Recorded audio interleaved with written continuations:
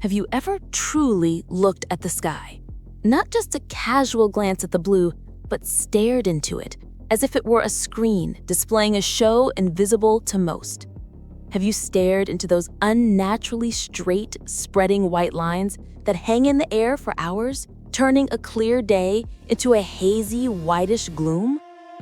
The official explanation is simple and convenient. Contrails from airplanes, water vapor freezing at high altitude. But intuition, that ancient survival mechanism, whispers, something is wrong here. There are too many. They appear too often, too persistently.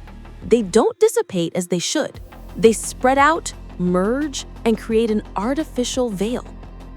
What if it's not just vapor? What if this is the largest and most covert experiment in human history unfolding right above our heads? Imagine the perfect weapon. It's invisible, it's omnipresent, it cannot be traced to a specific source. It affects everyone, slowly but inevitably. It requires no armies and declares no wars. It is simply dispersed into the air we breathe every second.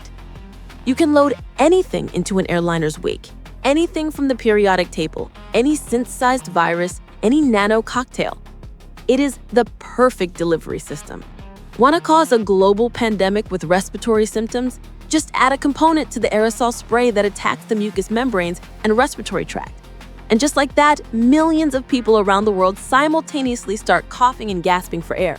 The symptoms are the same for everyone because the source of the poison is the same.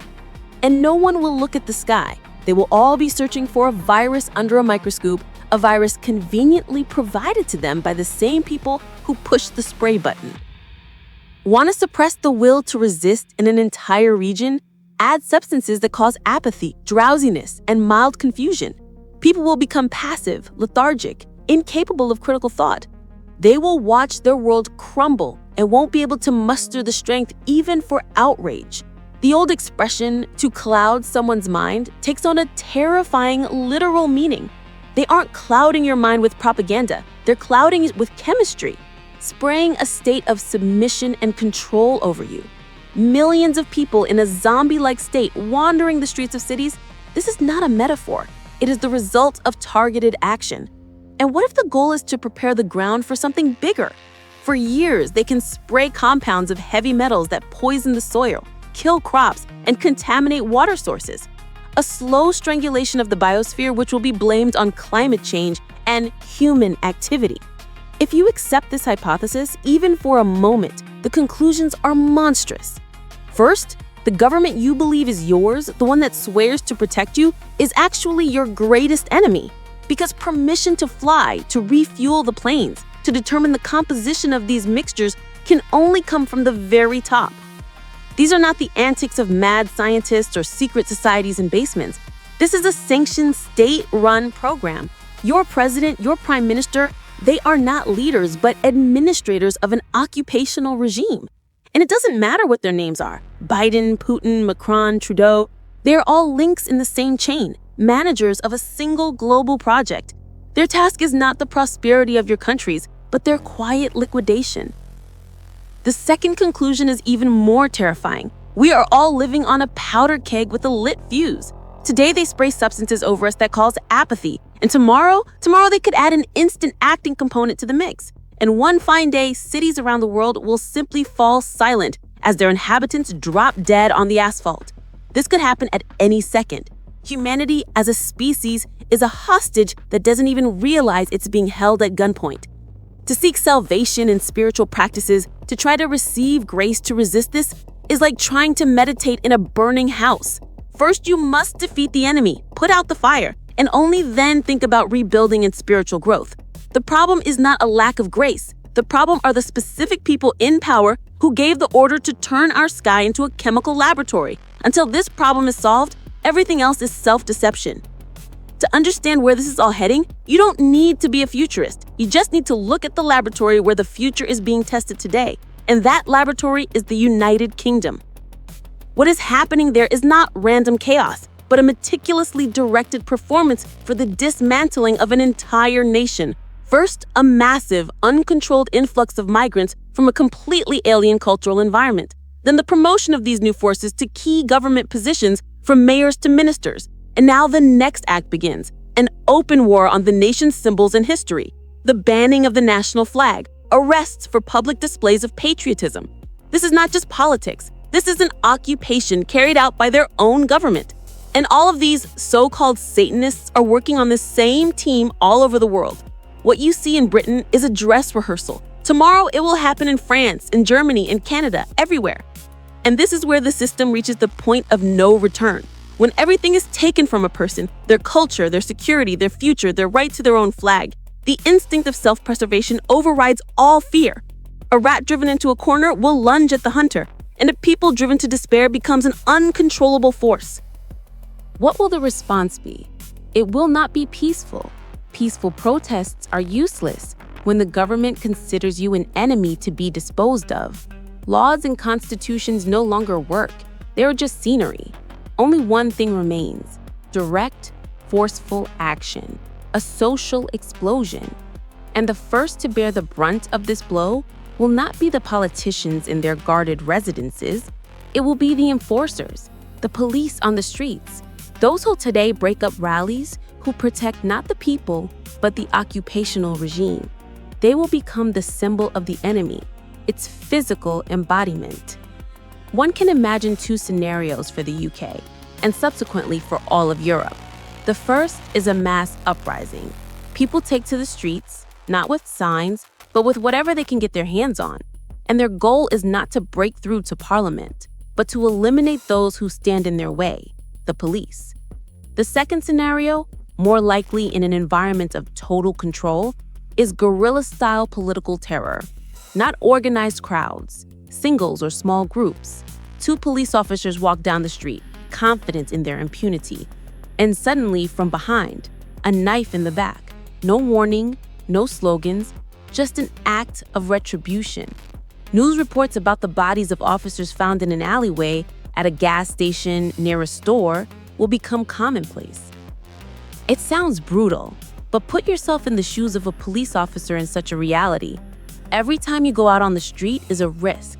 You don't know who is standing behind you in line. You can't turn your back. You don't have eyes in the back of your head. And you start to get scared. Thousands like you start to get scared. And when the pillar of the regime begins to tremble and crumble, the regime itself is doomed. A power with nothing to lean on collapses under its own weight. The logic of this process is relentless, and we can already see the situation ripening in England with frightening speed. There's a reason for this. Unlike in many countries, British police are largely unarmed. They are more vulnerable. That is why the fuse may burn down faster there. But don't think the architects of this chaos don't have a plan B. If a slaughter begins in Britain, they can raise the stakes.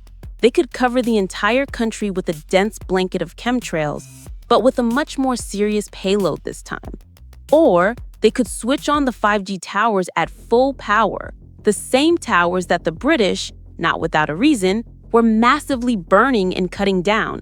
They apparently understood something the rest of us don't. They are ahead of the curve. And what about other countries?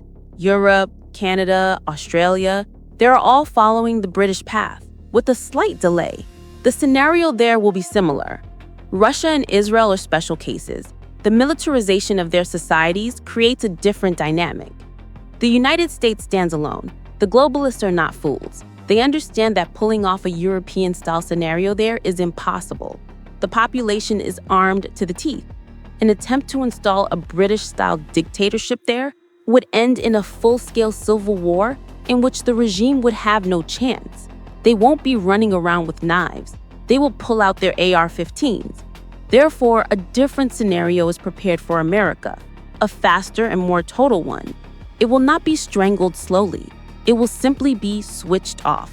A strike on the power grid, a cyber attack that crashes the banking system, perhaps under the pretext of an alien attack or a solar flare. It doesn't matter. What matters is the result. The country is plunged into darkness and chaos for months, if not years. And the America we know will cease to exist. They will turn it into a Stalingrad. We are living in an era where the old rules have been abolished. World War III is already underway, But it is not a war between nations. It is a war of a global occupational power against all of humanity. Their goal is our destruction by creating conditions unfit for life.